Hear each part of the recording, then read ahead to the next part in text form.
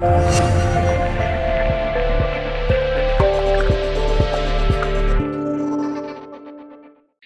there. Thank you so much for coming to our panel this evening.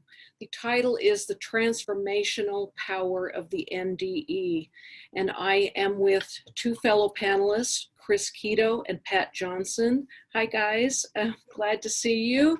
We all made it. I had a little bit of business to take care of first. Many of these panels and talks were credited. I was told that this particular panel is a no credit panel, but I still hope that you will stay with us. We have some really wonderful speakers and would love for you to stay. And also if you have a question, please use your Q&A button rather than the chat. This is what I will see, and we'll make sure to try and leave enough time to get to your question. So good evening. My name is Claudia Edge, and my experience started about 35 years ago. I was in a Salt Lake hospital about to give birth, and I ended up bleeding out. My precious little daughter was still in utero, and by the time the intern, they couldn't find a doctor, by the time they got an intern in there, it had only been a matter of minutes, but there was no time to move me to an operating room or anything like that. I had a emergency C-section, pioneer style. Basically, they held my arms and legs down and began to cut the baby out. And this was the time that I felt my vision leaving. The room became dark. The ceiling left off the room, the walls became fluid, and I noticed I was very lucid throughout because I had been an excited young mother about to give birth, and now I knew that I had 2 minutes of blood left, and so I watched everything, I listened for everything, I knew it was my last 2 minutes. And when I noticed the walls coming in, they were forming a tunnel, and I thought, wow, so this is how it ends. And oh, here comes the tunnel I've heard about. I had read many accounts of NDE experiences before, and maybe that was a subconscious kind of knowing that, I don't know, but I was familiar with the NDE. And so when this was happening to me, I was amazed at some of the thoughts that went through my mind. I started to feel a tug from behind. And in this forming of a tunnel that was completely dark, I found myself in a place of black. I want to use the word void, but it's totally improper. I really struggle with earth words to share such a magnificent place that I went to. It was not scary. It was absolutely loving, and it held me and comforted me through the trauma that I had just received. It knew me intimately. It had full consciousness, and I felt cradled as a newborn child. And I could have stayed in this place of bliss for eternity and would have been just fine with staying there. It was that wonderful. There were 2 miracles that happened that night. My baby was brought back, she was revived, and so was I. When I returned to my body, I was left in such a state of confusion because I had always equated in religious teachings and that the light is of God and dark is of evil or bad. And my experience was so precious. I felt it was absolutely sacred, and I did not want to leave any type of judgment, any type of a space for anybody to judge that my experience had been something other than magnificent and beautiful and real. And so I tucked my experience deep down inside of me into a very safe and secret place. I continued to read other accounts of NDEs for many, many years, in fact, about 25 years. But as I read the beautiful stories of others meeting past loved ones and ending up in a beautiful meadow or flying above the river of life, or just many of the stories that you've heard today of the other side, I did not have that story to share. And I started to get a little bit jealous of others who had that full experience, who had a beginning, a middle, and an end. I felt like I was really stuck in the middle for a very long time. And I got to the point of really asking, almost in an anger, because I knew that something had happened. I knew there was more to my near-death experience than I was able to remember. And I begged and cried and pleaded and prayed and for the opportunity to know more. And I felt like I had walked in that desert for 25 years. And about 10 years ago, the door was opened to me. It was in dream. And I knew it was my spirit guide. He was holding up a billboard, and the word he held up was trust. Such an important word for my learning, to trust in my own knowing, to trust myself, to trust that I know what is real. And this was the beginning of my transformational really experience. Was about 10 years ago. I had been recording all of my dreams in journals. I have a library of them. I've written my second book now, and I'm trying to share with the world my dreams as they are presented. I call them Spirit School, and I come back with a complete lesson. When we got the assignment of the transformational power of the NDE, I looked it up, and I just wanted to read a quick.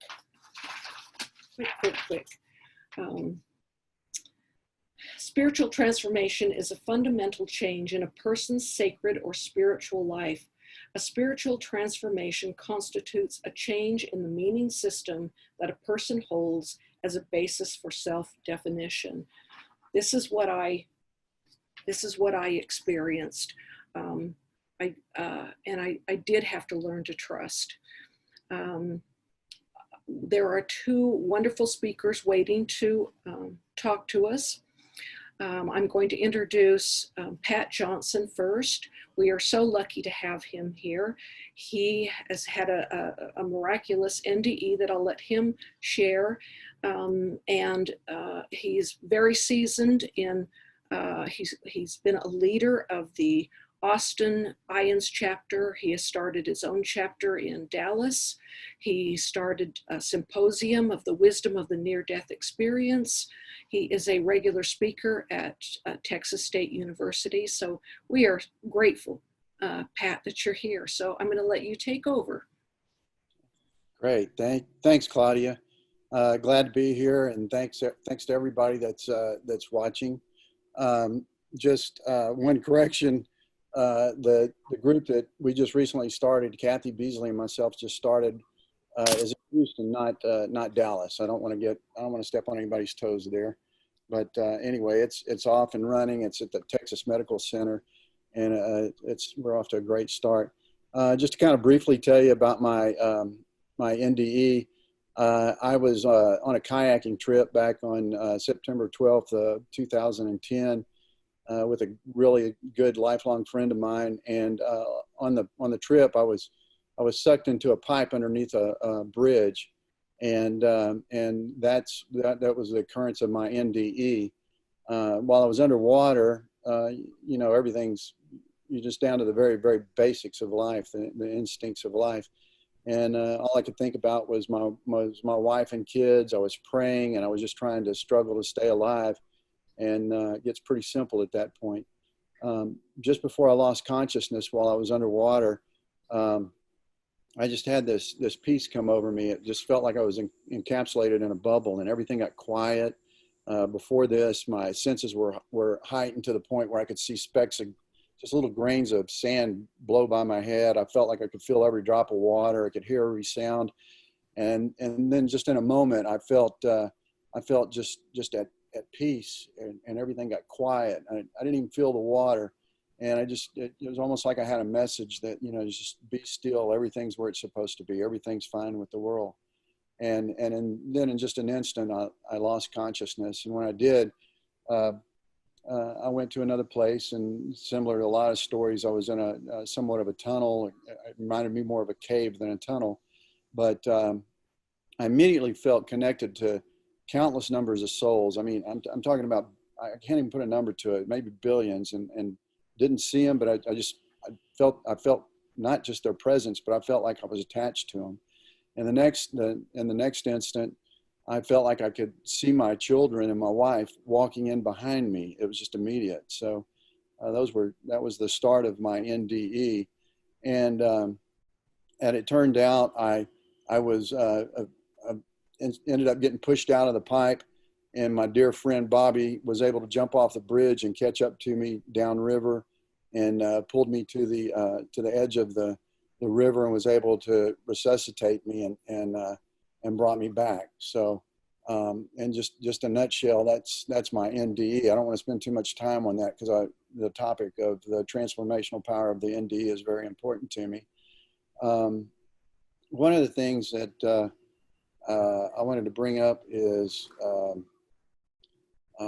after I came back from the NDE, this was probably the strangest thing to me, was that I felt like I could see souls. I felt like I could almost physically see a person's soul. Like if I go into a restaurant, I felt like I could just reach out and touch the aura around a person, and it was tangible to me. And I'm a 53-year-old grandfather and businessman, and it's just not something you deal with every day, that you feel like you can walk around and touch people's souls. It was weird, and all you guys that are experiencers, some of the after effects that really make you anxious and are really confusing. It changed, speaking of the transformation, it changed the way I valued people. I noticed that judgments that I would put on people, maybe their position or their education or what they wore, what they drove, it was all kind of comical to me. And I would see people that were, less fortunate, that, maybe that, say somebody on a corner that was a homeless person, and it just changed the value of a person to me. I understood that the true value to anyone is their soul. It didn't have anything to do with the way we judge people or the material things and accomplishments that we give value to here. That the true value, the way the universe and God looks at it, and that I experienced, was the soul. The other thing that was very strong, a very strong message for me, a very strong feeling for me, was the understanding of the connectedness of how we're all connected and woven together, and how we're all part of the same being and the same thing. And you hear it over and over again when people talk about the ripple effect, and how what happens to a person, ripples through humanity, and it touches all of us. And I never had that understanding before. So that was really new for me. And then I think really probably what I've noticed being around experiencers over the last 10 years is probably the power of the NDE, the transformation is I see over and over again experiencers that are just driven. I mean, almost duty bound to seek more knowledge, to share their experience, to find their purpose in life. And it's not that we didn't know before that love was important, or our connectedness was important, or being nice to somebody is important. But there's it's almost, like I said, it's like a duty or an obligation that we have to fulfill it, and it puts the NDE puts that on you, and it can be burdensome at times. It's not like something that like, oh, I could do it today and I don't have to do it tomorrow. I'm going to take a break. It's like it's always there. It's always there. That drive to push forward with this.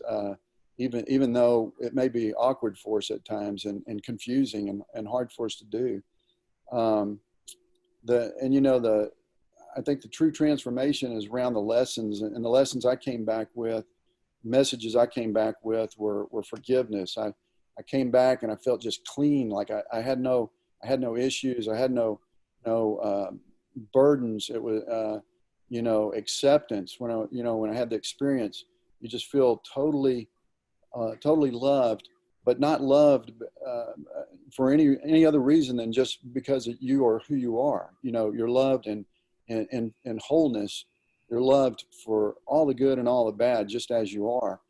And that is so powerful. And we talk about it all the time, but the experience it makes it more tangible. It makes it more real. I had a sense of wanting to serve, but all these things, the forgiveness, connectedness, the service, the unconditional love. I think these are all the transformation. And I also feel that we're not necessarily here to bring back anything new. In fact, I don't think any of us are bringing back anything new. All the lessons that we're talking about have been around for forever. I think maybe as experiencers, one of the reasons we're back is to be a reminder to society and to others, of the kindness and the loving and the sharing that we're supposed to commit our lives to and try to replicate while we're here on Earth. Trying to take a look at a couple notes I wrote here. And also one of the things that's kind of driven me, that's a transformational part of my experience is and I know everybody has different purposes, but the big one to me is to share this with people that are non-experiencers, and to let them know that you don't have to be a near-death experiencer to try to replicate the love and the connectedness and the encouragement and the things that we want to share. Anybody can do this. It's not, we're not an exclusive club. We've had this experience and we come back and we still struggle with all the day-to-day stuff that everybody else does. So there's really nothing special about us other than that one event. And, there's not a moment in time that defines us. It's a process. Life is a process. So as we go through life, and especially as an experiencer, the moment of the experience is just a moment, and then we come back and we deal with it for years. So we're building our personality, we're building our soul. I think we're preparing ourselves for the next life, and learning to be a part of that harmony that we all experienced on the other side. The strongest message I got when I had my NDE was.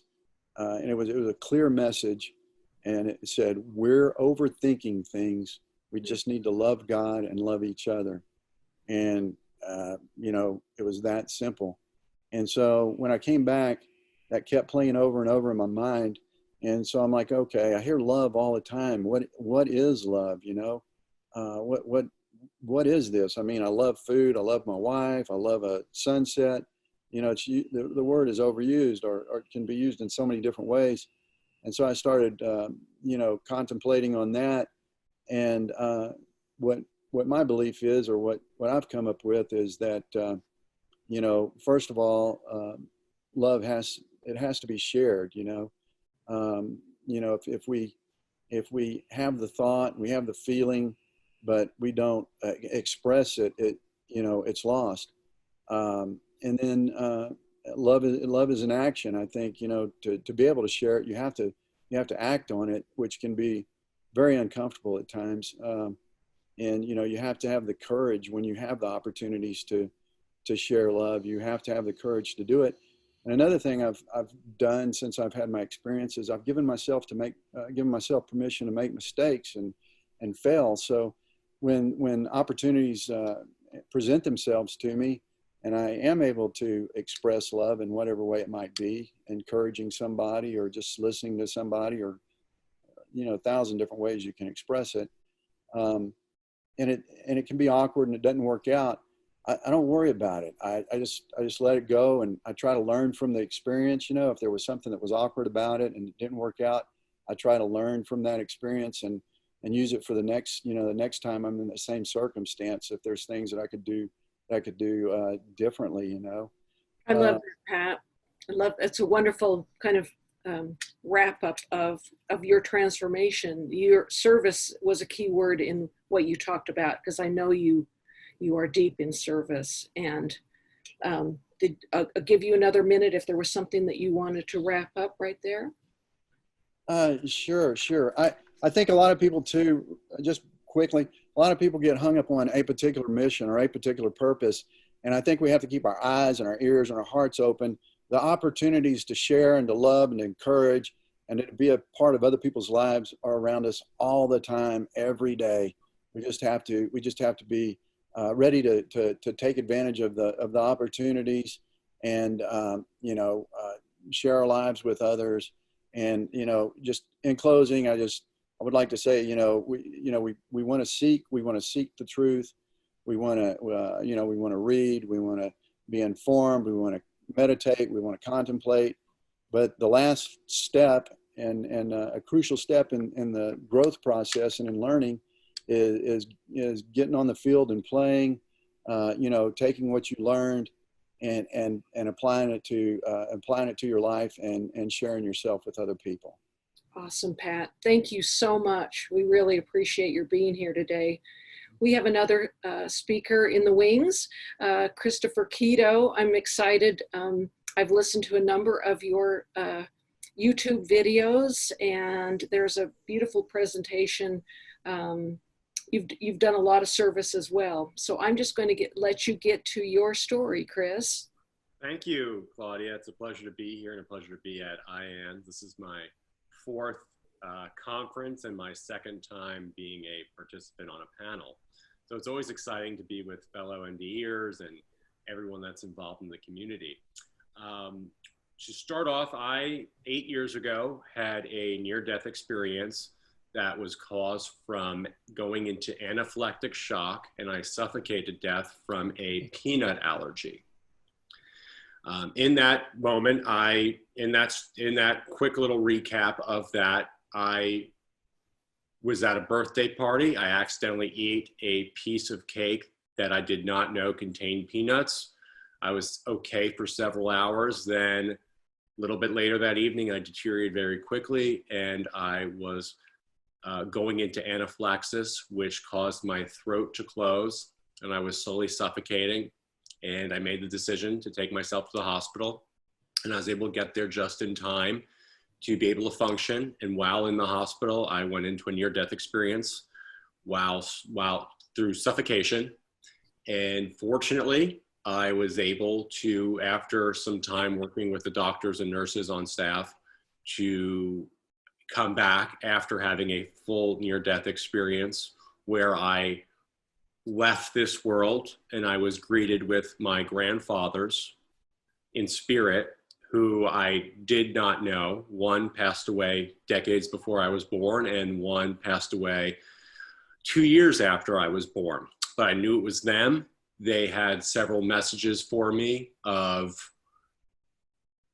love and what matters and living life, and most importantly, telling me that I was not to die and I had to return. And at that moment, before that and up to that, I knew I was dying. I came to terms with it. I was okay. I was, as Pat said, in a very euphoric state that is, and many times for many NDE experiencers, I don't have the language to describe, but this unbelievably bliss and euphoric state where moments before I was in this chaos and trauma and pain and suffocating to absolute bliss. And in that moment, after I communicated with my grandfathers, I instantly shot back into my body to put in the words I've been able to come up with, or to the best of our limiting language to describe, and came back into pain, into this world, into this reality. And since that day, up until now, which is just over 8 years, I've been on this transformational path, and I'm still healing. I'm still coming to terms. I'm still integrating, still processing all of those words. And I feel it takes a lifetime. And this experience is something that up until about 7 years ago, I never fully discussed. There was a few moments early on with IANDS at local chapters. I attempted to discuss my experience, and I was not able to. I left a lot of details out, and I still personally was not able to come up with the words or the experience. So this is something very new, even though it happened 8 years ago, for me to understand and discuss and interact with. And it's very healing for me to speak. Some of the main points that I've come to so far and realized with this NDE, and fortunately from the moment that happened, I've kept a journal, and I went back for this panel to look at what I was writing, to really capture the first 6 months before I knew I had an NDE. I had no idea what happened to me. I just was like, oh my God, this is insane. I had no idea. I had no idea of what a near death was, or spoke with anyone, or had any concept of what happened. I just had this traumatic experience, and totally I had nowhere to go, or nowhere to, nothing to start from. And I remember, and I look back in my notes, and for the first 6 months, I woke up saying to myself, I have no idea who I am, in the sense that I did not know where my mind was going with regards to my reactions, my thought processes, my emotional response, my mental response. Because at that moment of that NDE, I shifted. My consciousness shifted. And I remember I saw writing several times 8 years ago, summer of 2012, my consciousness is different. And there was nothing else. I didn't have any other words or any other description other than it's different. I don't know. I don't know who I am. I don't know my response. And that was been in the basis of this journey, 8 years so far, of transforming and understanding for myself who my new self is. And I always go back to, we don't always have the language to explain the near death, but even more so, we don't have, or I don't feel the language to appropriately identify and describe the integration and healing process. And I've done my best to kind of come up with my own language, which was, there was the old self pre-NDE, and then, frame it in the sense that there's a new self of me, and working with the new self. And well, there's some old self, and then we have the new self, and it's kind of a mix, and it's always evolving. Through your life, you're evolving into adulthood. It's happened when I was 24 years old. So I had the effects of just going through life, and then a near-death experience. So really kind of seeing the difference between the two, and what directly came from the near-death experience. And going through that, the transformation has been very profound in many ways. One, it's hard to quantify what it would have been if I didn't have the NDE. Obviously, I would not be involved in this community. I would not have this understanding of spirituality. Some of the bullet points of transformation I would go off quickly for this time constraint would, zero fear of death, a more expanded view of consciousness that lives beyond the physical body in this realm. I was always very spiritual, so there wasn't a major a situation where I didn't accept the reality that I was realizing, where it was, oh, okay, it's here. I was very open going into this, which was a blessing. I wasn't going up against any religion or any very hard beliefs. After my near death, I was pretty much open to anything at that point. Once you suffocate to death and come back to life, I was pretty much open for anything, and really looking for answers, because I was beyond lost for many years. And I feel this is an ongoing process. and for me, I feel it would be a lifetime to integrate and process and understand and take back the message of a near-death experience and what that may be. A lot of that, going back to it, it's a complete change of oneself that I felt, and it's been profound. And also within the community around me, my family noticed I was different. I had friends and family that grew up with me that when they saw me again, it's like, oh, Chris is different. Better, some ways, maybe not so much, personal preference. I feel I've definitely become a much lighter person. I still have to work on being patient, and an NDE is not a cure-all for every bad personality trait someone may have. It's definitely had the physical traits. I'm much more sensitive to sunlight, music, senses around me, energy. There's the physical, then there's the emotional, there's the response of your relation to others.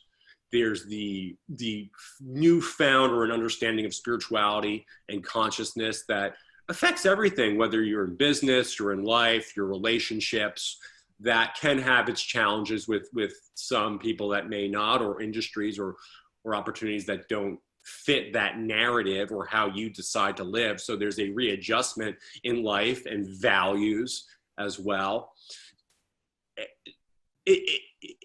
To summarize all of it, it's been a very much a work in progress, and I'm still dealing with there are negatives. I still have the dealing with the unraveling of the trauma of the incident, the post-traumatic stress, given it was linked to a food allergy, which I still very much have. It's very refreshing. It's very much there whenever I step into a restaurant or there's any food. I have to be obviously very careful of it, but there's also that emotional response and that kind of subconscious response that it's something I'm always dealing with, because we have to eat. You eat 3 times a day, and you factor in the thousands of times, and in your mind, when this initially happened, I looked at the burden of eating, and one bite or one mistake or one piece of food or a peanut where it's not supposed to be and it is there is life-threatening to me. And that's been very difficult. So there's been the transformation of the NDE, and then also the healing aspect, not also from a spiritual point, but also a still living in this reality and this world and being grounded to function. And it's had its challenges. It's very difficult. There have been moments over the years that have been very challenging with food, very challenging where, if a dish came out and they accidentally had peanuts on the salad, that was it. I was out of that restaurant. I just left. It was that. And that could be a little jolting to people that were with me, not understanding the severity. So there's always moments. It's always changing, and it's something that I've had to then transform and work within and have a better coping system and response system to situations like that. Looking at the NDE at this point, as with everything, there's positives and negatives, and I look at it as an absolute blessing. Even though it's been life-altering, it's been very challenging, it's been very difficult in so many ways. But one of the biggest points I will take in wrapping up the transformational aspect is a sense of gratitude. I am so grateful for the opportunity to be alive and healthy, to miraculously walk out of that hospital. By all accounts, I should have passed away and or been severely impaired from that incident, and to come back and live and I didn't have an exact message of why I was supposed to come back. That I feel will reveal itself over the years. First, I have to kind of get myself squared away, and then we'll take one step at a time.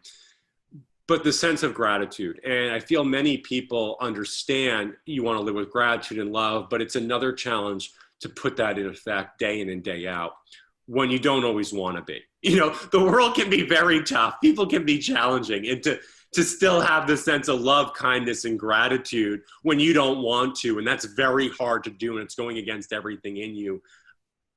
That I feel I've been pushed further on that spectrum, where I realize, yes, that's what it is, but I'm going to actively work on that. Even when I don't want to and I don't like it, I'm still going to force myself to go that route. And that's been a very powerful transformation for me. Chris, I loved the fact that you said you're still evolving, or you're a work in progress, as all of us are, whether we're NDErs or not. There have been several questions come through that I would like to throw at you too. And three of them are kind of the same. So I'm going to read three questions and I'll let you just kind of react. Pat, I'll let you start. What kind of a person were you before? And what did you transform? And what was your spiritual understanding practice before the NDE? And then there was one that asked, were you religious or anything before your NDEs? And was it something that made you want to turn to religion after your NDE? Pat, I'll let you begin. Okay, well, speaking to the spiritual question, yes, I was raised as a Christian.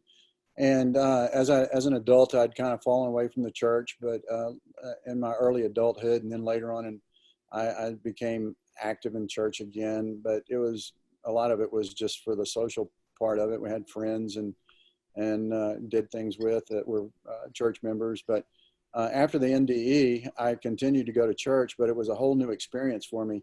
That was definitely one of the transformations. I would hear scripture readings, and it was like I was hearing them for the first time. It was like it was scriptures that I probably heard 100 times in my life, and I just start crying. I got so emotional, and it meant something to me. It wasn't just words that I was hearing in a church. It was actually alive. And previous to the experience, I was probably just kind of a middle of the road guy. I mean, had fun, did a lot of outdoor stuff, had wife and kids, and that I enjoyed my family, and was self-employed, and so worked a lot. And I don't think there was anything extraordinary about me at all. Just kind of an average guy, and I'm still kind of an average Joe. But anyway, yeah, I hope that. Absolutely, absolutely. How about you, Chris? I did not have much of a religious upbringing. I always loved my crystals, though, in metaphysical bookshops. So off that, which I think really helped with the transformation and the near death, coming from a spiritual background and having an understanding of that, and I'd always say I was spiritual, and then having the near death experience really accelerated and increased all of that. Awesome. For myself, when I came back into my body and was, kind of trying to relive what had happened, I knew that I was never going to be the same person again. That I knew I was everything that I looked at, as Pat had mentioned, seeing souls and whatnot, everything was different. And as you said, Chris, it's an evolving thing. We are still works in progress as far as integrating this miraculous experience that happened. So I appreciate your input there. I had a personal question because though I was raised in a religious background, I have let most of that go. I really consider myself more spiritual than religious, though I do not denigrate or any type of religion. I think community and service and everything is so important, and whatever brings us together as people, I am totally for. I didn't find that need for myself, and I let a lot of that go. I was wondering, as far as family, Pat, I know that you are an avid kayaker and sportsman and whatnot, and these days you're doing a lot of speaking and running IANDS programs and that. So I know there's a lot of time given to this effort of getting the word out there and sharing. Just wondering how has your family accepted that, the changes within you? Yeah, I was just super lucky in that aspect. My wife she's very open-minded, very loving, and it was confusing for her at first, but you know, she stuck with it, and she started attending the local IANDS meetings with me, and we became socially involved with a lot of the people that were in our chapter in Austin. So I think that helped a lot. But no, my family's been great. I've heard a lot of stories about you know, where there's been conflict in families due to the changes from NDEs, but I was very lucky and didn't experience that. Awesome.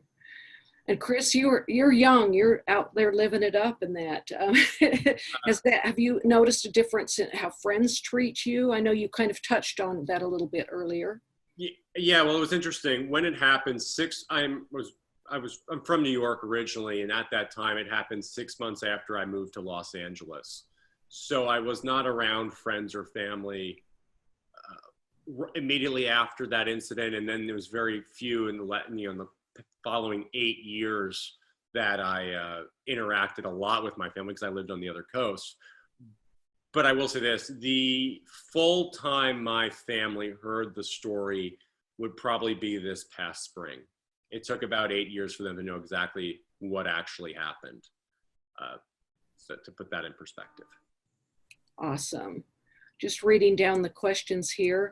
There are questions about books. Have either of you scripted a book at this point, or is there one in the future?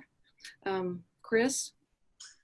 There currently is not a book. I have some videos and links that are up on YouTube of past interviews, and I'm doing more media each and every week. I feel there may be a book down the line. We'll see. Pat, how about you? No, I have not given that a lot of thought. I've kind of focused my interest on the IANDS groups and some other things that I'm involved with, and maybe I'm probably going to retire here in about 4 or 5 years, and when that happens, something like that could take place. Terrific.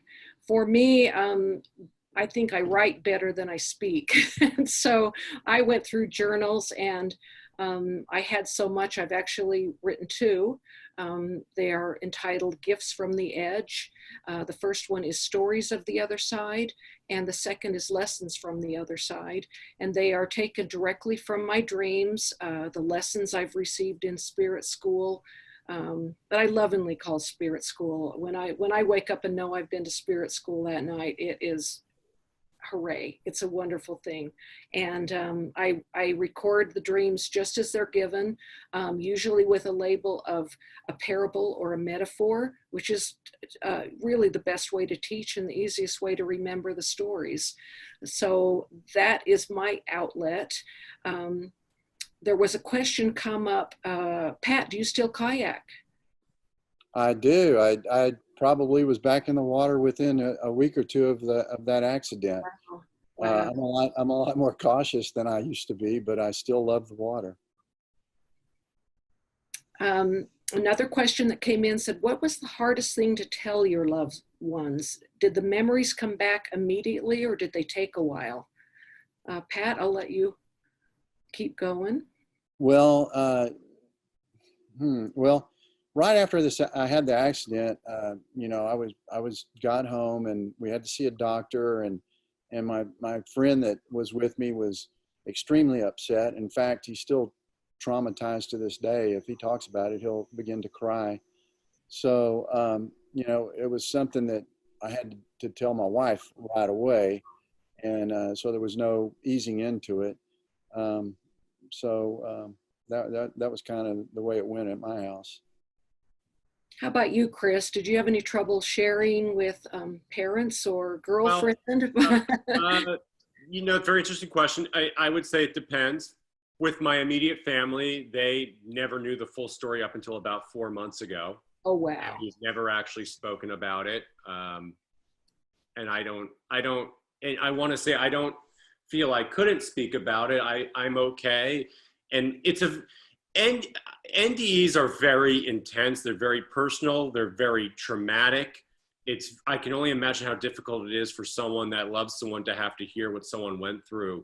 So I'm very, I don't want to use the word, I don't know the right word, but I'm very cautious.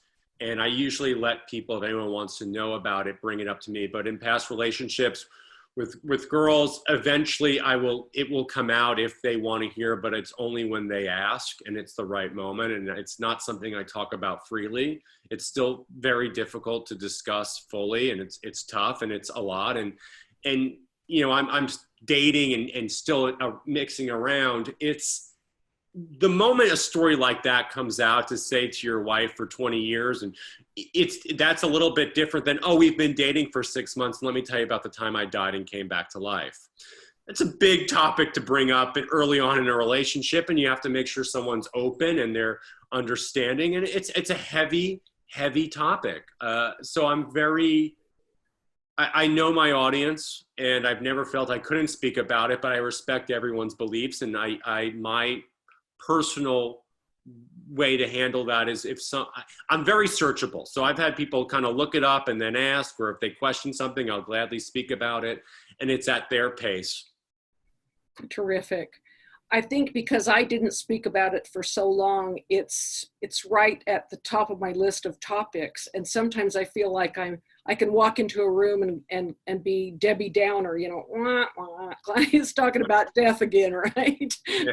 But it's not the death that I want to focus on. It's, you know, the amazing after effects and you know, the truths that we learned through our NDEs. There was a question that just came through that honestly just made me tear up. A question that said, Jesus always teaches in parables. I want you to know, as you asked that question, it's touched me really deeply. I feel like I have a beautiful connection to God and Jesus, and I don't feel like I need a middleman to achieve that closeness with them. It's different than what I was taught. I feel like I have friends, and I talk to God and Jesus as if they were my best friends, without a pious or a knee bend or anything. So thank you for that question. It really touched me, as you can tell. Okay. Let's see, we're a little bit short on time. I just want to ask a few more questions. One of them was about the dying process itself. Pat, as you were trapped in this, you know, under a bridge and in a pipe, and I know we spoke a little bit about the effort that it took for you to fight the current, you knew that it was going to just crush you on the other side with debris and whatnot, and that you might not ever find a way out if you didn't experience that yourself. And knowing that you had to be in really good shape to fight that current to get out. As you were dying, you want to share anything of what it felt like, or what you went through? Sure. I'll just briefly comment on that. I don't want it to overshadow what I feel like is the most important parts. You know, I think the most important part about the NDE is what it teaches us about living, not about dying. But to that question, I never felt woozy. You know, you always wonder what would it feel like if something like that happened. And I just always had a feeling that you would probably start getting dizzy and then eventually black out. But I was fully conscious until I was unconscious. It was just, you know, I was fighting. I was full of life. At the last moment, like I explained earlier, I felt like I was encapsulated in a capsule, and I just got this overwhelming feeling that everything was where it was supposed to be, and there was nothing to worry about. Everything was perfect. And it'd just be like walking over to a light switch and turn it off. And that's how quick it was for me. I was here 1 second, the next second I was somewhere else. Wow. How about you, Chris? I'll answer the best I can answer is this way. I went from a, consciously suffocating to death in this chaotic emergency room, trauma, violent, painful, awful dying, to a undescribable euphoric bliss. And it was two. And then when I came back, I went right back in. I mean, I just remember the pain, and I remember scraping and fighting to breathe. And then I was responsive. And I remember the nurses and the doctors saying, oh, he's functioning now. He's responsive.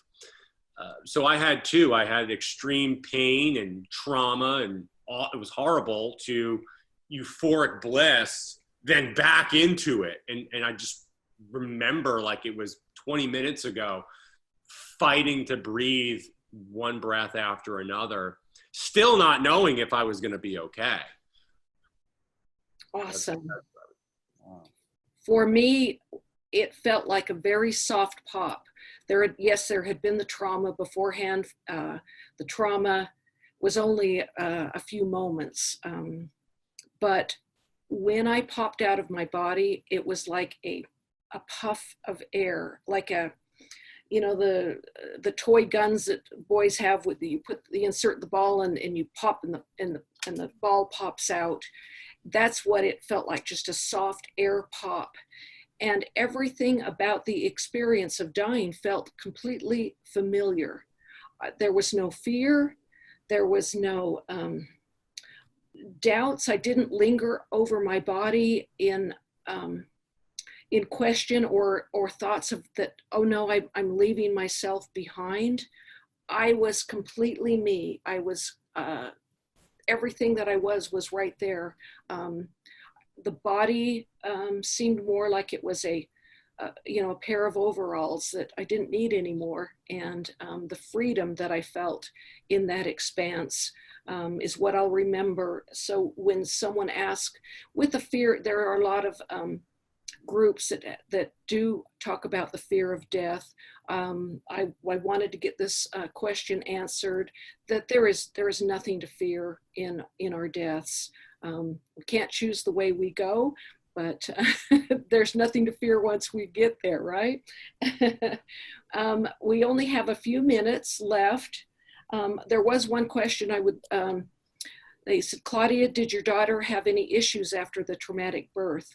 And when she was, people have even asked if she had had a near-death experience, and she remembers nothing. But I think that is because she was not yet born. She had not taken a breath into this world.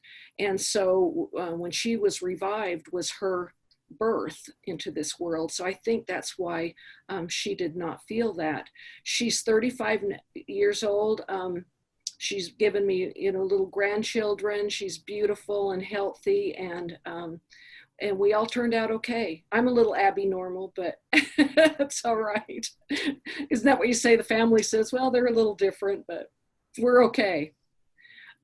With the last remaining, I'll give each of you about 2 minutes. If you had anything that you would like to say to round, if you feel like if I cut you off or there was something that you wanted to bring to the table, I would do that right now.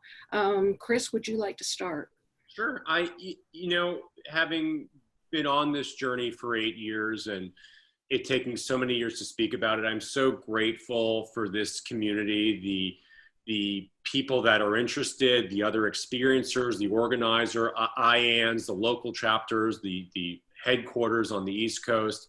It's been a beautiful network of people. It's been a beautiful organization, and it's done so much for me. And I've always said the 3 days a year at the IANDS conference are always life-changing for me, and it always moves my healing. And to find a very special tribe that I don't have to say much, everyone just kind of knows. If you had an NDE, you don't need to say anything when you're all together, is really so beautiful and special. And I'm so grateful for the work that everyone puts in, and the time and energy to be on Zoom calls and this and that, everything. It's a lot. It takes a lot. to do, and everyone has their own life and what's going on, and to step out and volunteer and put themselves in this situation, and everyone to speak. And for myself, you know, I know it's difficult and it's not always easy, and I'm just so grateful for everyone involved in this organization. How about you, Pat? I feel the same way Chris does. I was lucky enough to, a couple of weeks after I had my NDE, I was confused, I was anxious. I didn't want to speak to a psychiatrist or a psychologist. I wanted to find somebody that had been through this. And thank goodness I was able to contact the IANDS organization out in North Carolina, and they put me in touch with the local group in Austin. And within 5 minutes of talking to the leader of the group at the time, Ed Salisbury, within 5 minutes of talking to him, I knew everything was going to be okay. There's just no, you know, for anybody that's listening that is an experiencer and hasn't had the chance to be around other experiencers, the comfort, I can't describe the comfort that it gives you. One thing I did leave out that I wanted to mention, when I was in the pipe at one point, I was able to touch my friend Bobby's hand just for a moment, and it just, and then, you know, it gave me hope. I felt like I wasn't alone. And then when I did come to, when I regained consciousness, the first sensation I had was his hands on me.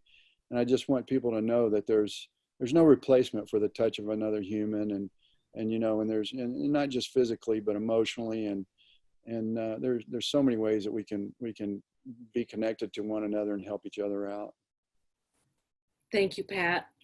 For me, the 25 years I felt like I walked in the desert, they were very lonely, and I appreciated when I finally found IANDS. I think it is a wonderful organization, and I know those years that I spent reading others' accounts and searching for other spiritual phenomena. There was a purpose to all of it. And at one point I did ask in prayer why had everything been withheld from me for so long? Why did I wander for so long? And the answer came, what did it prompt? And it means a lot to know that I am sitting here with your beautiful stories, Pat and Chris. I am grateful to the IANDS organization. Sorry, losing words, but the feeling is there. I wanted to wrap up.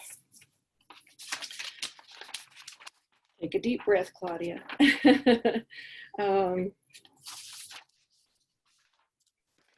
As I read the definition of the transformational power of the NDE, I just wanted to note that it seems really clear to me that having a profound experience such as an NDE is truly a transformational event.